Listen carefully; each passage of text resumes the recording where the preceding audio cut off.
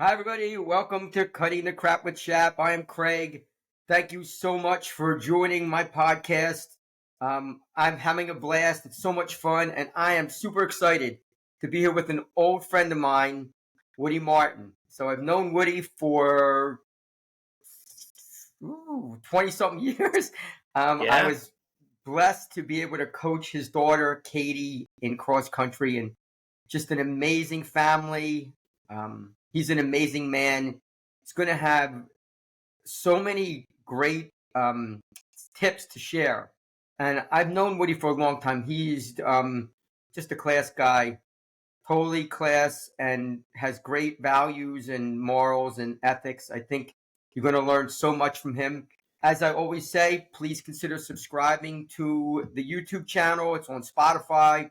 I'd love to have you join. That's how we build the channel. If you'd like to be on the podcast, please reach out to me.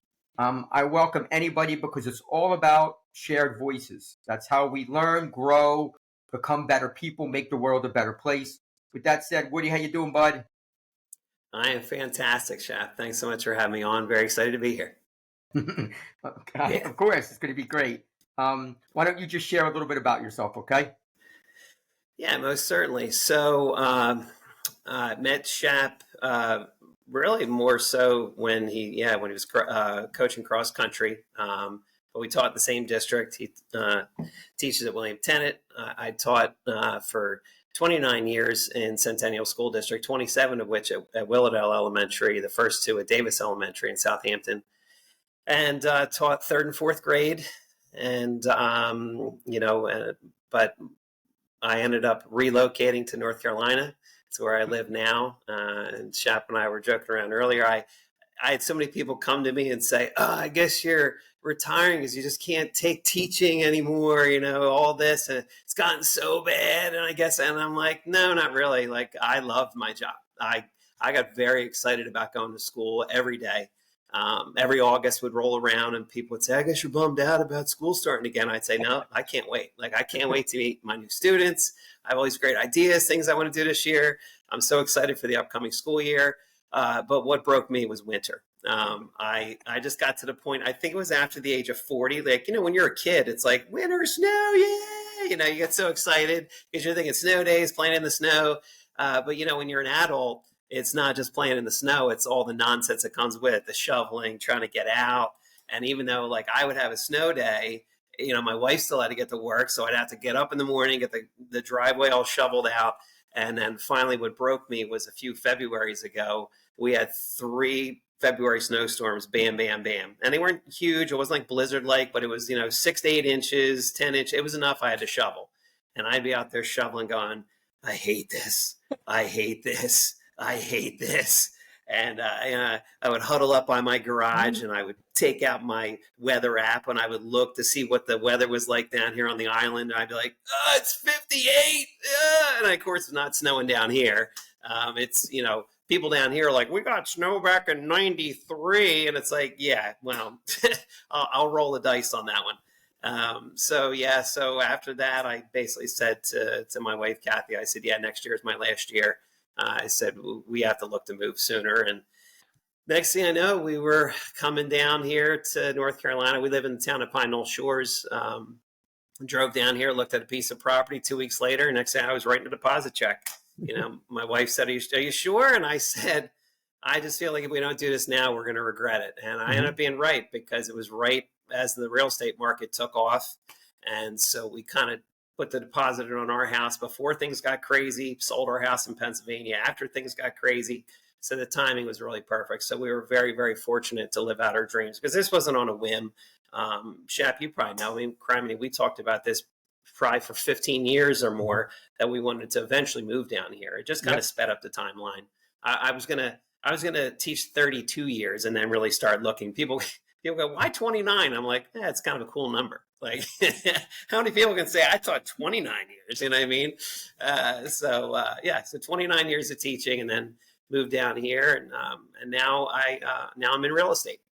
So I love it. That's a great message. yeah. And for all the people that obviously, most of you you don't know Woody. Woody is it was an amazing educator. And before we hopped on, I had we were just chatting a little bit, and I kind of mentioned to him about him moving. And one of the things that I think is really important, and this is whether you're in education or not, doesn't matter. I love the fact that even though he still loved teaching, he was willing to kind of make that move. Um, Mhm. and I mean, and I when he tells his story, that's not surprising to me because Woody was loved by his students. Just unbelievable educator. Loved his job, and but taking that risk, I think, is critical. You know, I mean, if there's something you really want to do, I think you got to go for it. Mhm. Yeah, very, very true. And it's something I always encourage my students to do. I would say from day one, it was all about building a rapport and trust in the room where kids weren't afraid to fail. Because, I think for everybody, I don't care how old or how young you are, people just have that fear of failure. Mm-hmm. And I think it's constantly knocking at the door. And I think we just have to, as best we can, block it out and refocus and just keep pushing on and having that grit to want to persevere, because I don't care what field you're in, there's going to be challenges along the way. I face challenges in education, constantly, and I know you I'm sure you do each and every Yep. day in your position at the high school, and in real estate it's no different. I mean, I face challenges all the time because anytime you're in any kind of thing where you're working with people, things can be very unpredictable. And, and I tend to be, my wife tells me this too. She reminds me that I can be a little bit of a control person. Like I like to control things.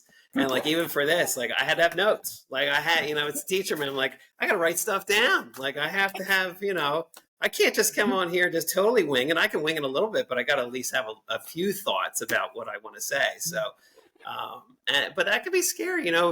Failure can be really terrifying. But I heard somebody say not too long ago, they said the only thing, worse, well, there's a lot of things worse than failure, but one thing that's definitely worse than failure is regret. You don't want to look back and say, man, I wish I would have done this. Because we all have those situations where we look back in our life and go, man, if I only would have done this, but I was afraid to do it.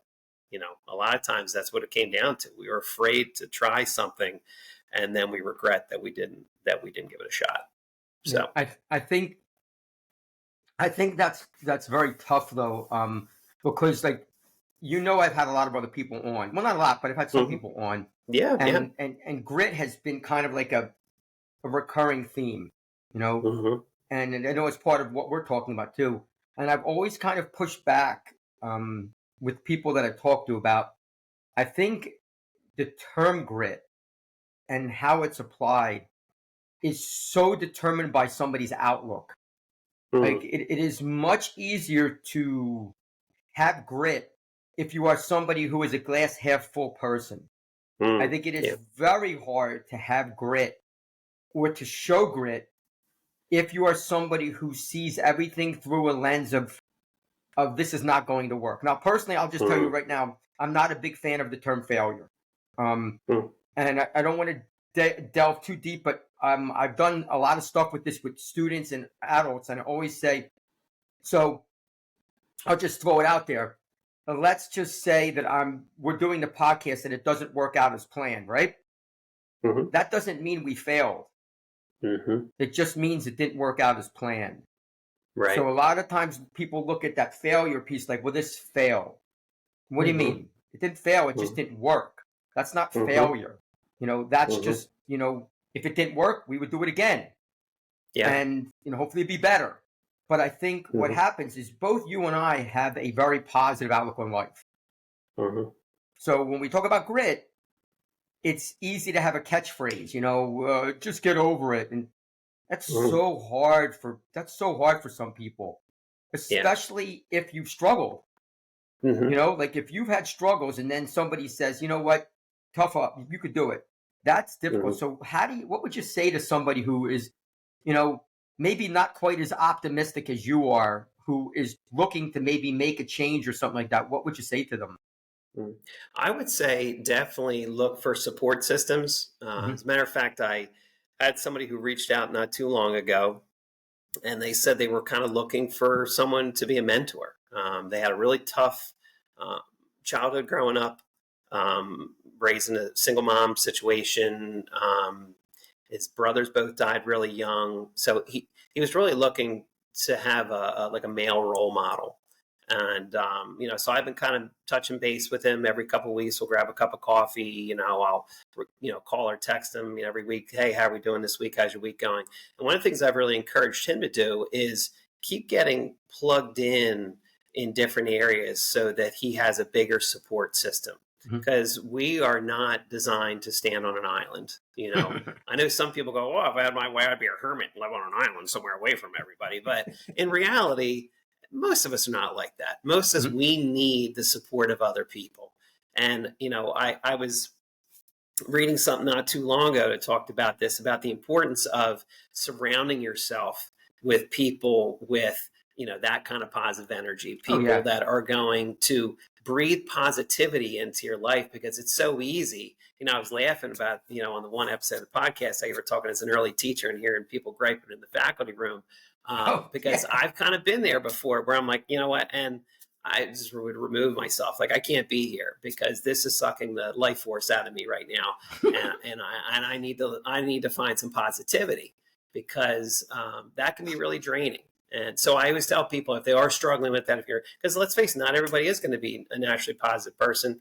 But what you need to do is you need to find areas to plug in and find areas where there's going to be positivity. Because if you're a person who tends to be that glass is half empty, and you're surrounding yourself with more people who are half emptiers, for lack of a better term, guess what? You're going to collectively continue to pull each other down. So, and that's what I've been encouraging him to do every week. It's like, hey, did you reach out here? Hey, did you reach out here? Because like, he's got his own little business. And I was like, did you get plugged into, the Chamber of Commerce? Did you look into this? How about this opportunity? And so, because I just think that, for all of us, we need other people in our lives for support. We just do. Yeah, I love that, Woody. I think that's a great message. And of course, we're going to piggyback, to everybody out there. When Woody talks about a support system, I often use the idea of like being ducks on a pond. So, you're a duck on the pond, and there's 10 ducks. You're one of the ducks. There's 9 other ducks. You better hope that the 9 other ducks aren't trying to drown you. Because if they are, you better get out of that pond. And if the 9 other ducks are really trying to support you and lift you up, then stay in that pond. That's an analogy I've used with students many, many times to kind of get them visualizing, like, who are the people that you swim with? Are you swimming with people that are trying to drown you? Or you swim with people that are trying to save you? And that is like but again, a lot of times what happens, misery loves company, Yeah. Which is, of course, we've heard that so many times. It's hard to change. Yeah. No, it's true. People get very set. It's almost like that comfort level. This is kind of what I know. This is what I'm going to settle into. I think a lot of times it's tough for people when they're stretched outside that comfort zone. Like there's a trainer that I like to do a lot of her workouts, and a lot of it's because of her demeanor. It's very uplifting. It's very encouraging. And she's constantly preaching the whole idea of your mind's going to give up before your body will. Oh, so if you sit there in your mind going, "Oh, I'm not going to be able to do this last set," guess what? You're not going to do the last set. Yeah. But if you go into it with the attitude of, you know what, I am going to do this last set. It's amazing how the body will just, okay, well, my mind told me I'm going to be able to do it. I'm going to be able to do it. And so much, and trust me, there's mornings where I get up, because that was something I was going to get to about this other incredible book I read called The 5 a.m. Club. It's kind of like changed my whole daily structure in terms of what I do, what my day looks like. So, when I'm getting up at 5 and, working out by like 5:15, there's a lot of mornings where I'm just like I'm not feeling it, but after I kind of get the blood going, and it's like, all right, get your mind right, get your mind right, get your mind right. And after I do that, once I get the 6 inches in here going, the rest of it kind of falls into place. And then I usually have a pretty good workout, so. That's interesting, because I've often, so every morning when I leave for work, I do like a 1 minute lead to a happier life. And one of Mm-hmm. them was talking about you got 24 hours. How are you using them?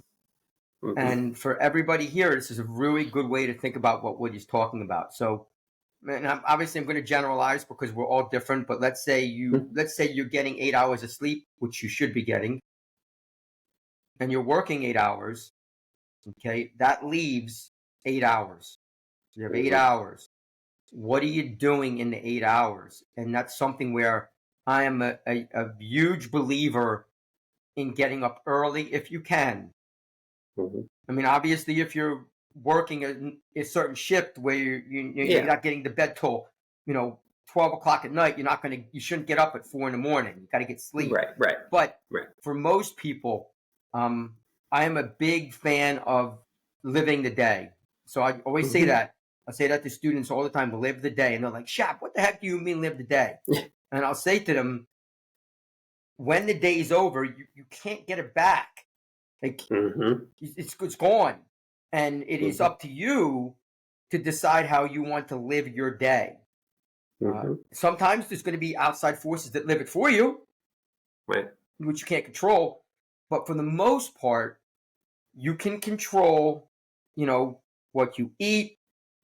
Mm-hmm. Hopefully, you can control how much movement you get. You 100% can control your attitude, which is something that you're amazing at. Control Mm-hmm. your attitude, which contributes to so many other things that go on in our Mm-hmm. lives. Yeah. And it's not going to be easy. I love how you mentioned about you wake up and you're like, oh, right, right, and that's kind of like those are habits. Yeah. There's a habits. Like the first time you get up at 5 o'clock, you want to hit your snooze button because man, this is too freaking early. Who the frick wants to get up at Yeah. 5 o'clock in the morning? Yeah. And it's hard, but you develop those habits. There are three. This is funny. There's three things I do every day. I have been doing these for 25 years. Every day, when I wake up, I do 5 or 10 minutes of stretching Mm-hmm. every day. When I come downstairs, I have a yogurt, an apple, or a banana, or a combination of them every day. Before I ever leave my house, I always think about something positive that I'm going to do that day. I've done that for 25 years. And Mm-hmm. I don't think about it anymore, of course, because Mm-hmm. it's just It's your habits. routine. Right, Yeah. exactly. It's a routine. It's like what you're talking about. And of course, that's really important. So one of the things that you mentioned, and I really love this that you mentioned, is you talked about, like, I love helping and encouraging people. Mm-hmm. And of course, that's you. Mm-hmm. It's who you are as a person. How do you go about doing that? Well, when I was in the teaching realm, it was identifying students who, you know, particularly those students who I felt like needed a caring adult in their life, that maybe they weren't getting that so much outside of school. So I would definitely try and make sure that, any of those students who, um, I knew, wow, this kid's got a tough situation. I would really, really try and go out of my way to, encourage them each and every day. How are we doing today? Really proud of you today for being here. Because for some of those kids, just being there was a big deal, Mhm. you know. So in the educational realm, it was just really trying to be an encourager, and not just for students, but staff members too. Mhm. People would get down and be like, hey, we got this. Regardless of all these other forces that you can't control, let's focus on what we can control. And that is your relationship with these kids each and every day, and let's focus on that. And making a difference. Because if you made a difference in one kid's life today, guess what? It was a huge success. Mhm. So that's what it kind of looked like when I taught for 29 years. And now in the real estate realm, it's just looking for opportunities to just bless people around me. Mhm. And because I feel like uh, I'm not really in sales so much as I am in just like the helping business, if that makes sense. So, Sure. and because it's funny as I kind of go and I'm just helping people, it's just amazing how like I'll end up getting referrals because people go, oh, you want to work with this person because he's honest, he has integrity, he's gonna bend over backwards to help you, and it's just so much of just looking for again those opportunities to bless other people, whether it's recognizing there's a guy at our local food line where we shop, one of the nicest guys you'd ever want to meet. Every time he comes, he's got a huge smile on his face, and I don't care whether he's pushing carts, doing the register, whatever he's doing, huge smile, greets you every day. I've told him a million times to call me Woody. He still calls me sir. He's very formal, which that's cool. Down south. And that's just, he's very formal, but it's cool. But like, so one day I was like, you know what, I got to recognize this guy. So I literally went to the manager and said, this guy's amazing. Like this guy, you need to have a picture of this guy up in this store because he is so incredible. And there's a lot of great people at that store, but this guy just goes so above and beyond, and just wrote him a little note and gave him a little, gift card so he could get lunch at the local pizza joint that's like right next door. Because I was like, you know what, I want to bless this guy because he blesses me every time I come in this store. It just makes me feel so good. I want to do something to encourage him. Or you go out to dinner, you get exceptional service, make it a point of say something to that server, because you know what? Most people in service industries, they only hear stuff when people are bent out of shape about something. When people aren't happy with the service, they're not happy with their food, you should see the look on servers' faces when I go, I just want to thank you for doing such an awesome job tonight. Like, I really appreciate it. My wife and I are out on the date, and I appreciate you. Or, again, just sending somebody a note saying, hey, thanks for the service you gave me. You really went above and beyond. And they'll literally reach out like, oh my gosh, I can't believe you sent me a note about this. Like, that's incredible. So again, just looking for opportunities just to encourage people, because I find that if I just kind of focus on that, and okay, how am I going to encourage people today, whether it's complete strangers or coworkers or whoever it may be, the other things kind of fall into place, and I just feel energized. That really, I feed off that energy of just blessing other people, and because it just I'm trying to encourage them, and just the reaction and the feedback I get on, go, wow, that's just so, it just gives me so much joy in doing that. So I love, well, everything you've said. The key to what you're talking about, Woody, is you're just authentic. Thanks, man. You're just authentic. There's no fake. You don't have an ulterior motive. And that's such a great quality, because you're not looking for something. Like, I will have people say to me a lot of times, oh my God, Shap, why are you doing this? I don't understand. And I always say, like, why not? You're right. Like, why not do it? Like, yeah, I'm not losing anything. If somebody doesn't like it, then they choose not to like it. Right. There's no, but I think that story you're telling about helping the person at the supermarket, like, that's something for everybody listening. You can do that. Like, that didn't cost Woody anything. Obviously getting him a gift card or something, that's different, but that's not the big piece of the picture. Like, the big piece of the picture is everybody watching this. There is no excuse. I don't want to hear a lame excuse about why you cannot go out of your way to help somebody. Even if you're struggling. I think about days now. I'll say that I'm blessed. This is my 36th year teaching. I still love what I'm doing. I still love being with kids. But it doesn't mean every day's perfect. There are tough days. There are tough weeks. There are tough months. But when I come to work each day, I would never think about not greeting somebody. Even on my worst day, I would not think about that, because that person who I'm greeting, they might be having a much tougher time than I have. And even if they're not, it's costing nothing. Yeah. That's the thing I think that what you're doing, and we'll talk about your real estate in a second. This is another critical message that Woody has shared. If you want to be successful in life, when it comes to a service industry, I mean, I'd say any industry for that matter, Mm-hmm. treat people the right way.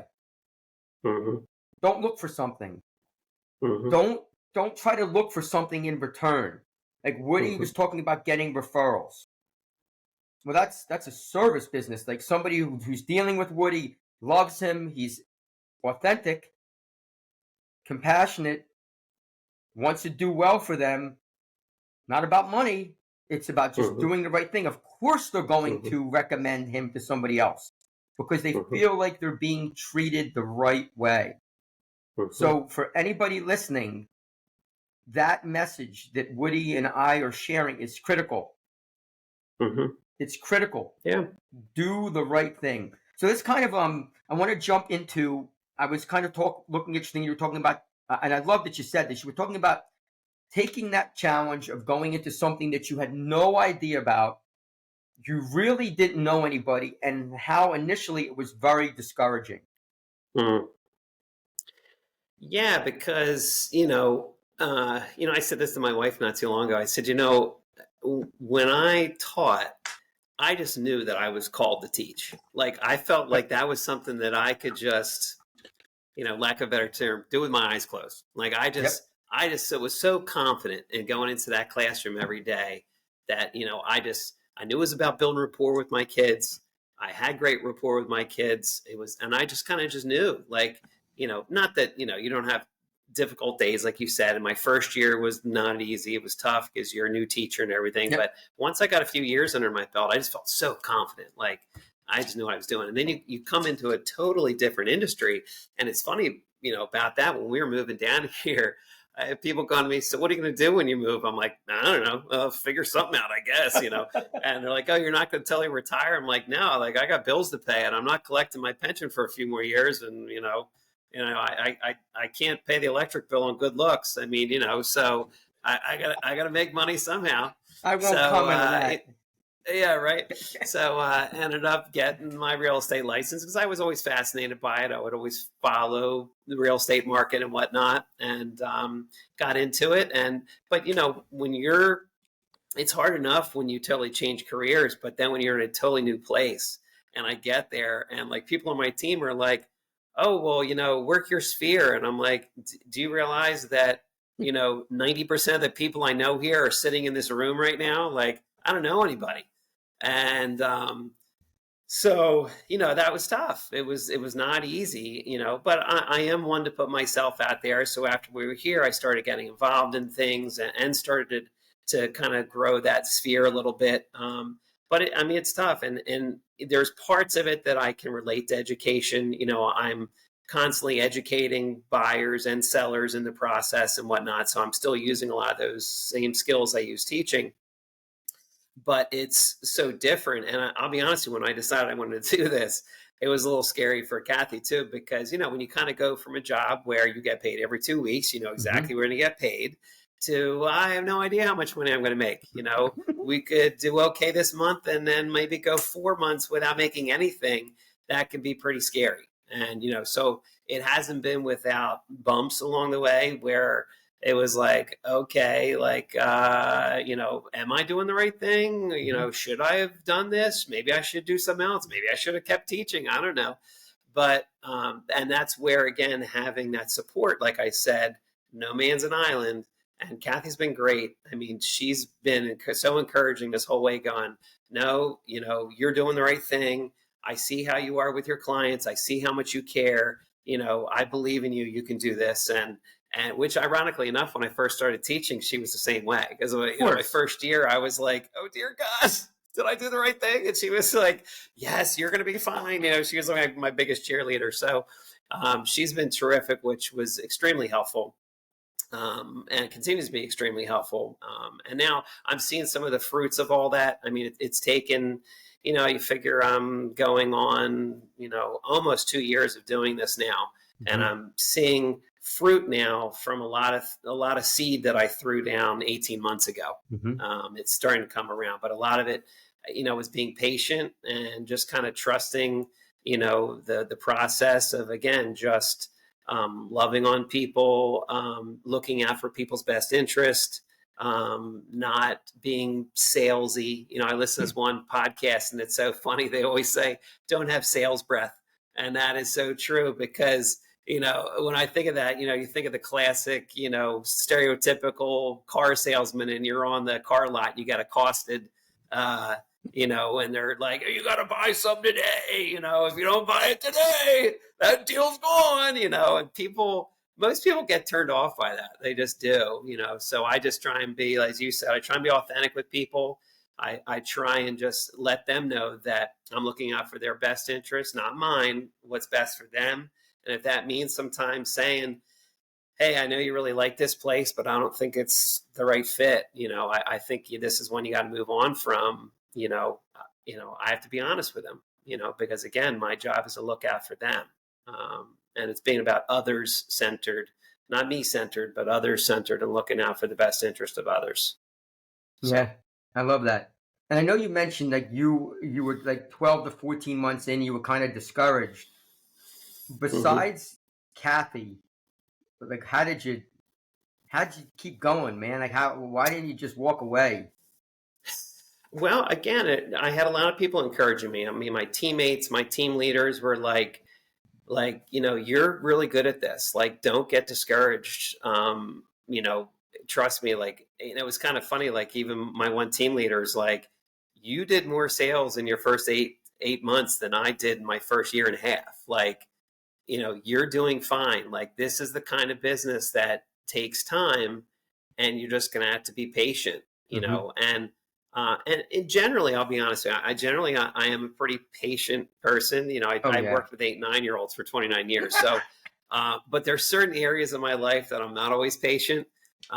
Sometimes it is with finances where I'm just like, I start sweating bullets and like, I can't wait for this to pan out.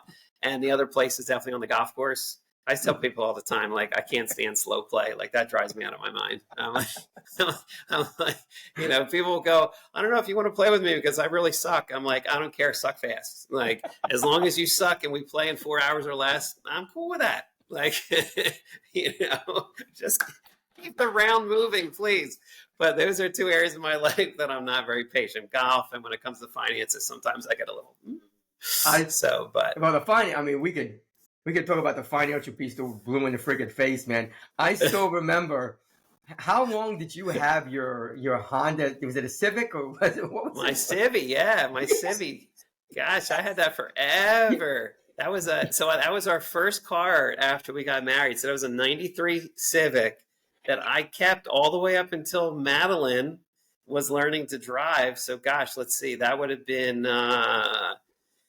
2015-ish or something like that. I mean, that car, literally, I could have gotten like classic plates for it. I mean, that's how old that car was. But the beautiful thing about that Civic, and that's why I say, Shap, I tell people, and they go, what should I buy? I go, buy a Honda. Well, yeah. Because that car would sit sometimes in my driveway, no joke, for like 3 months, wouldn't be run. You'd go out and turn the key, and you would hear that familiar Honda sound, and it would turn right over.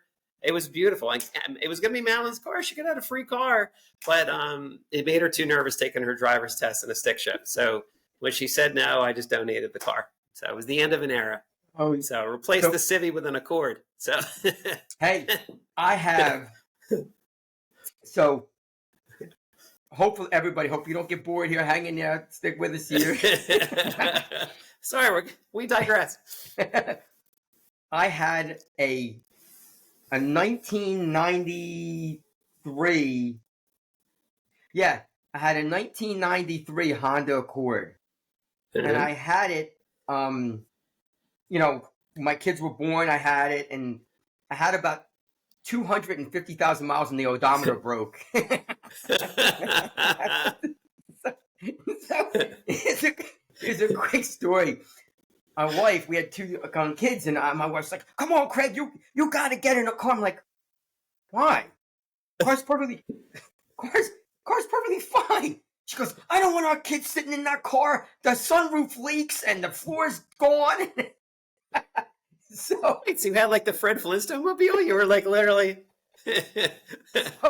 So I took it to. I was looking at another Honda Accord, and I was haggling with the price, to give them, back and forth. Yeah. So the manager was like, Mr. Shapiro, this we're giving you the car for more than what it costs. I'm like, look, man, I don't care. He's like, well, you have a trade-in. I'm like, yeah. he goes out. My wife and I and our kids are sitting in the dealership. He goes out to look at the car. So the sunroof had, leaked. So all of the seats were like, discolored. The odometer's busted. He comes back in. He's like, "Are you serious?"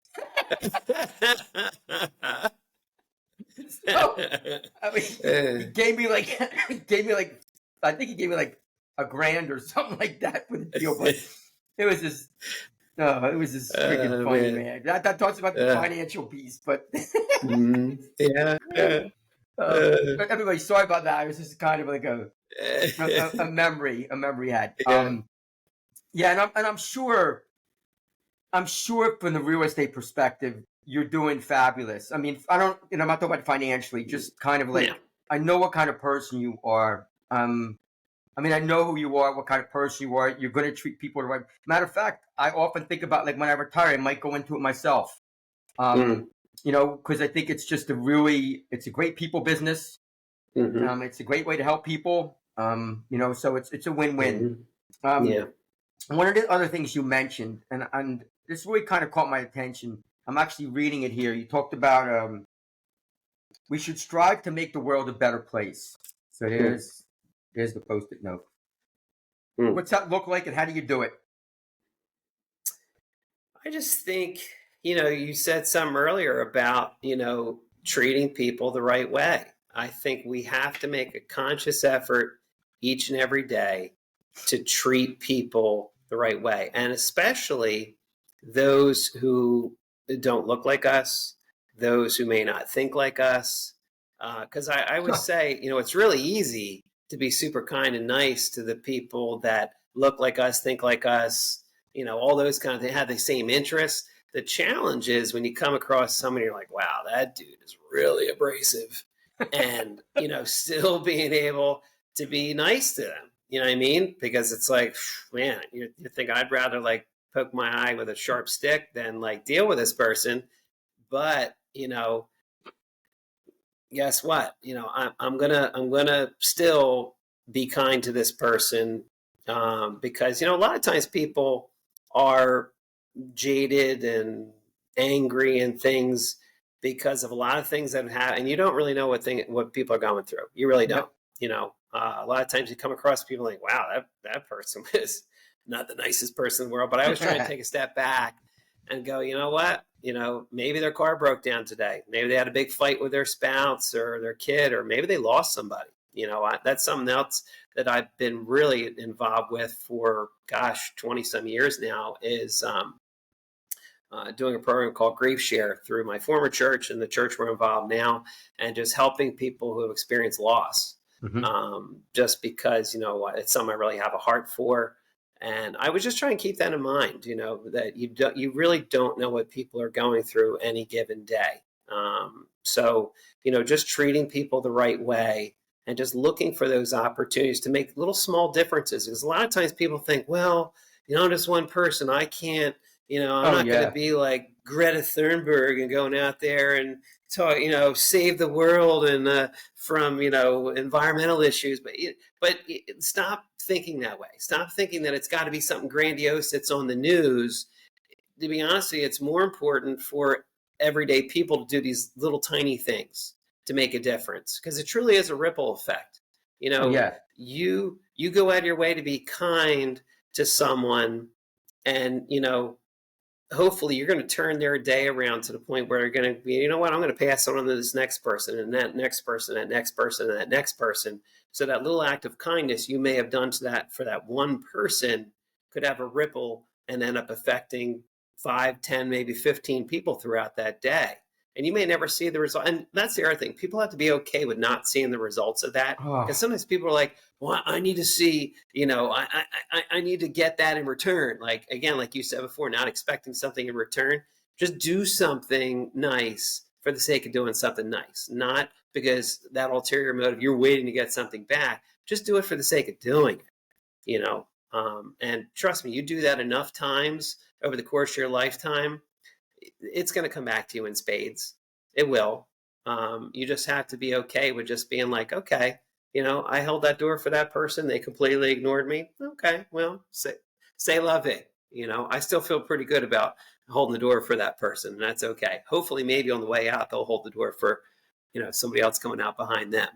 So those little tiny opportunities, stop looking for these things, look for these things, because we all have them every day. You have these everyday opportunities to make a difference in somebody's life. And think about it, like, look what we're doing. Mm-hmm. When's the last time we talked? Wow, like this? Long time. Long time, right? Long time. And I want everybody to think about this. I've known Woody for 25 years. Yeah. And we've always been, friendly and close. And I just asked Woody, like, hey, would you like to be on the podcast with me? The worst that he could have said to me, and remember, I hadn't talked to him in a while. The worst that he could have said to me was, nah, Shap, I'm not really interested. And, still a friend. I wouldn't have been hurt. It just, just would have been that thing. Yeah. I think that what you're talking about, though, is that pay it forward mentality. A lot of times at school, when I walk in the halls, I'll say good morning to everybody. Kids I don't teach. And a lot of times they'll now most of the kids know me, like I've been there and who I am. Yeah. But not the freshmen. The ninth graders might not know me, and they'll kind of be like, they'll kind of look. Do I know this guy? Like, who's he? What's he saying good morning for? It's 6:30 in the morning. That's weird.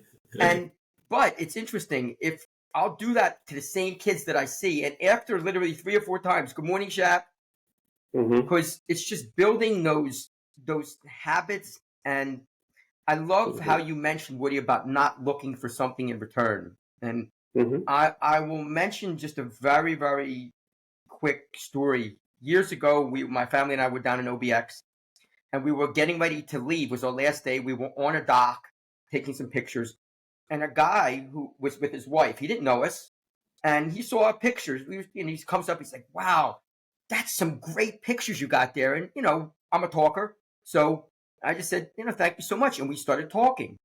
Didn't know the guy. So he says, what do you do for a living? And I said, I'm a teacher. He's like, oh, one of those guys. I was like, excuse me? He's like, you're one of those guys. I'm like, what's that mean? He's like, you're a teacher. I'm like, yeah, I told you that. I told you I'm a teacher.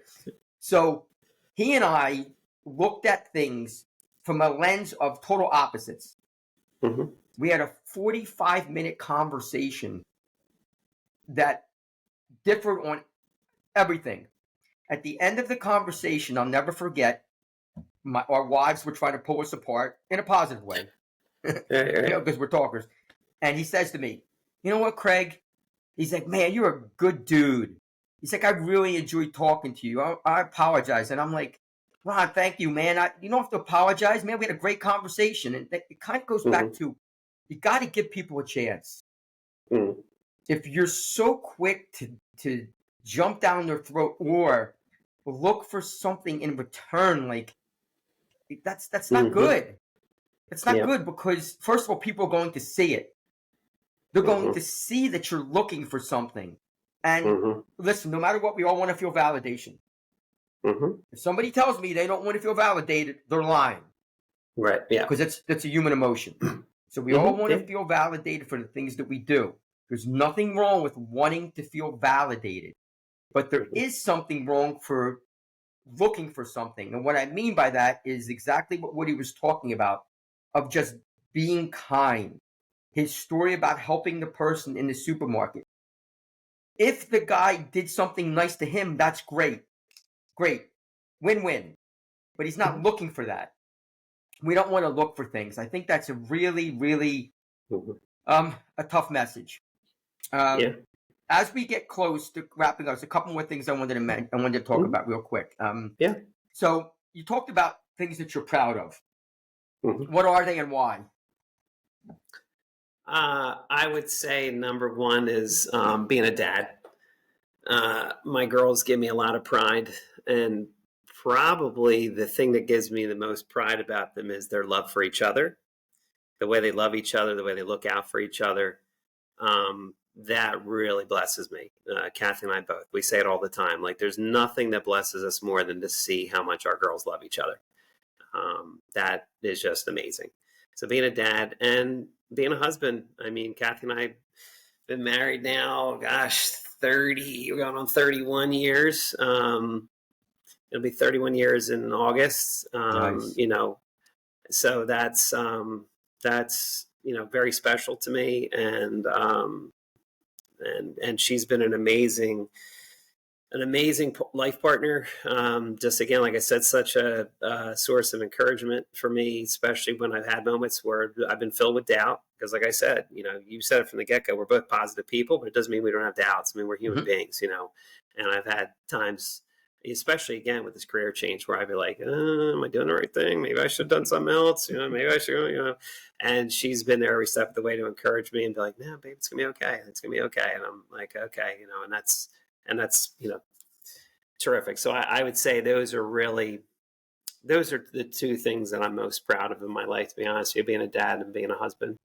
And you also talked about So, like just having that grit that you have.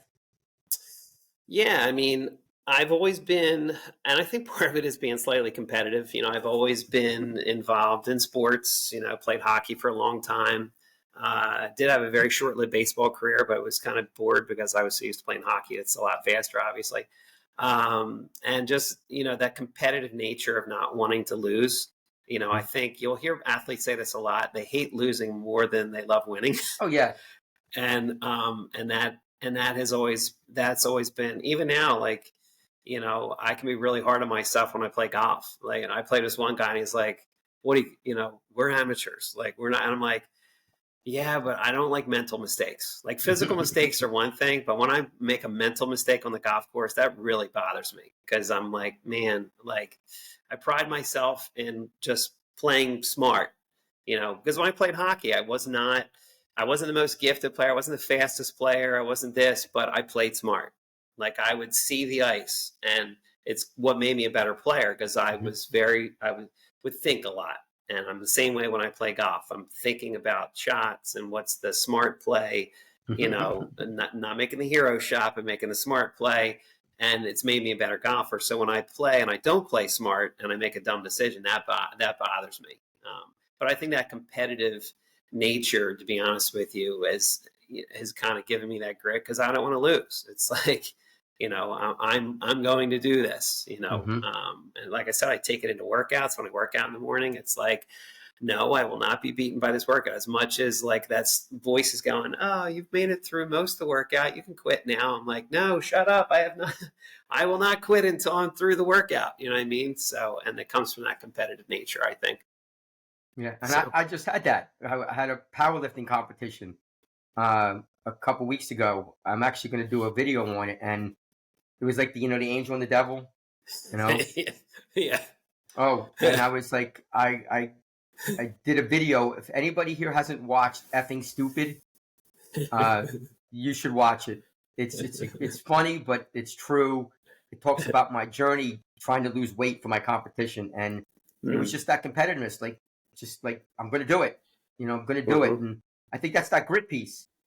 You Yeah. know, and I would encourage everybody that it is not easy to follow through with things that you say you're going to do, especially Mhm, things that are challenging.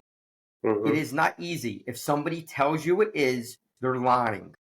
mhm, It's not easy, whether you're a positive person, somebody kind of in the middle, or somebody who's not. No mhm, matter who you are, it's not easy. mhm, But sticking and staying on course and realizing there's going to be struggle is grit personified.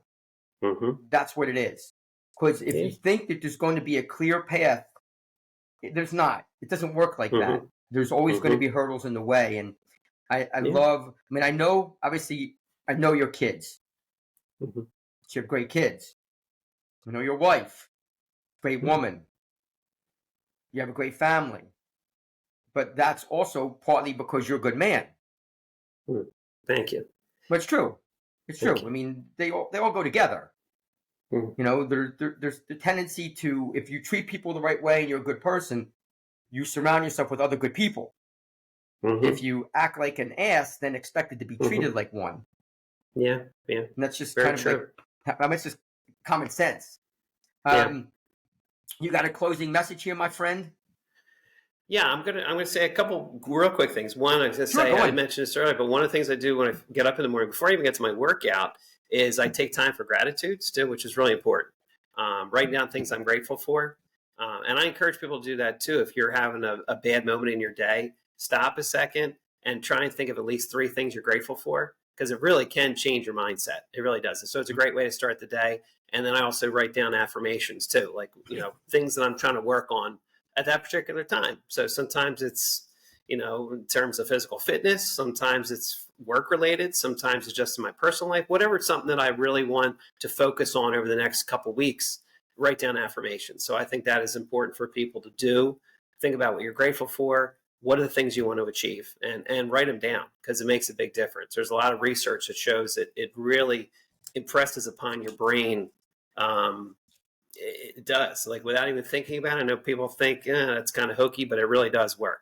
I'm going to end this with shout outs to your previous guests. So, because I even went back, because I watched when they first came on, then I went back and I rewatched them in preparation for coming on, because I was so impressed. Let me just say, Blake, very impressive young man. I wish I was that smart when I was 23. Like, I was he 23 now? Is that how old he is? I wish I was that smart now. Oh, yeah, tell me about it. I mean, I was like, dang, 23. I was like, I think it was my first year teaching. I was married, had a kid, but I was not that smart. Like, so I was very impressed by him. Impressive young man. Josh, very cool. I liked his message of always looking to grow and looking for positives. That was awesome, because we live in a world that can be very negative. I'll be honest. I tell people, like, oh, did you see this on the news? I go, I don't watch the news. It's 90% negative. I don't need the negativity in my life.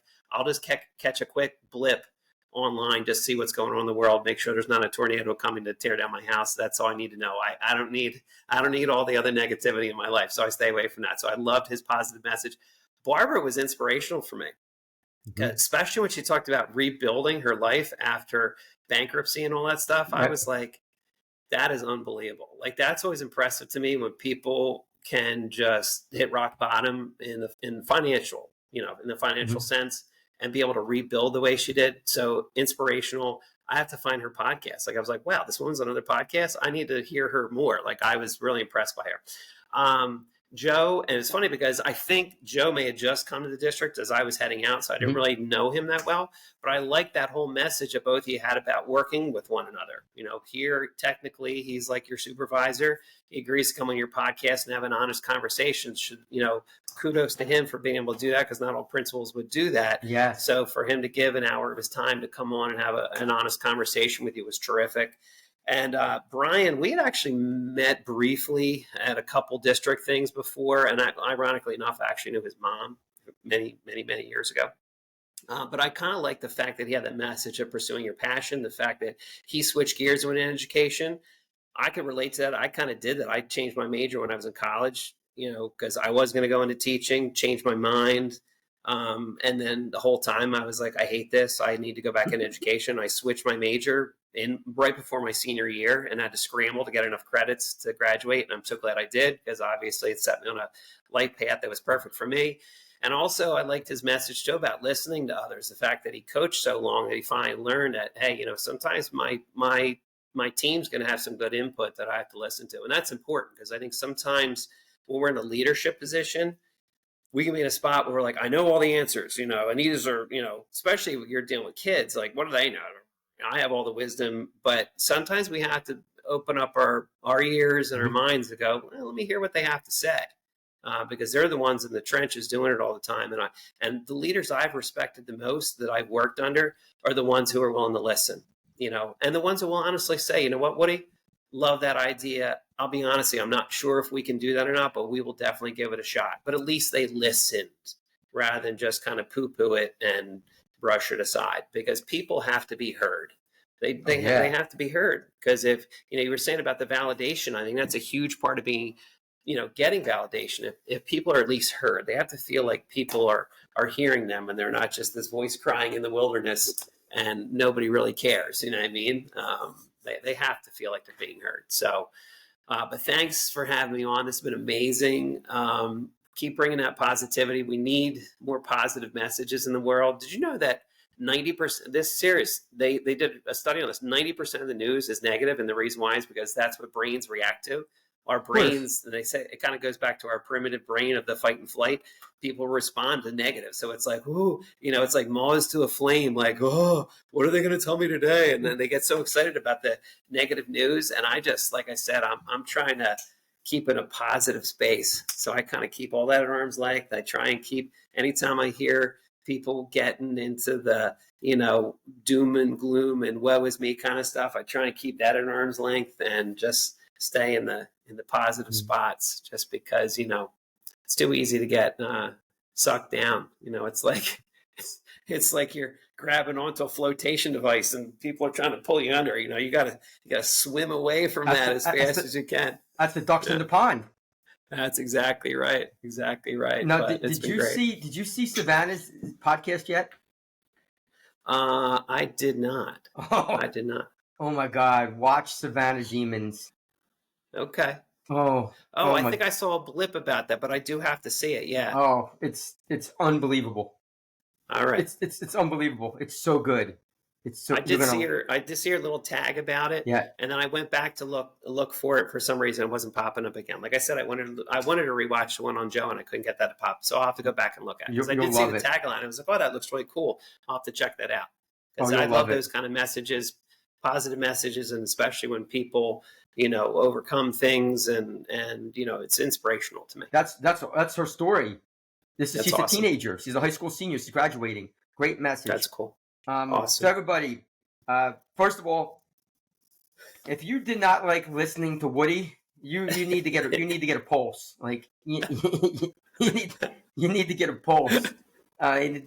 So much funny, positive, inspiring, wise, all those amazing traits that I knew he was going to bring to the podcast. And obviously, Woody, thank you so much for being on. I knew you were going to be fabulous. I'm going to have to get you on again.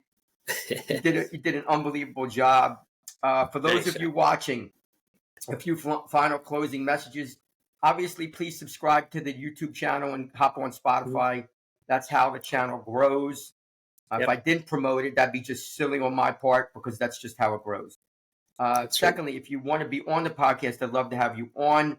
It is all about sharing different voices. And when I say that, I mean anybody. I don't even really have to know you, because it's all about sharing those voices. So I'd love to have you on. And my closing message is this. It's actually from Woody. He wrote it, but I'm going to say it. So I'm going to have to read it. So here we go. And I love this. It's so freaking powerful. Act as if what you do makes a difference. It does. Thank you, everybody. I appreciate you, Woody. You're the man. Yeah. Thanks, brother. You got it, my man. Everybody, have a wonderful day. I'll talk to you soon.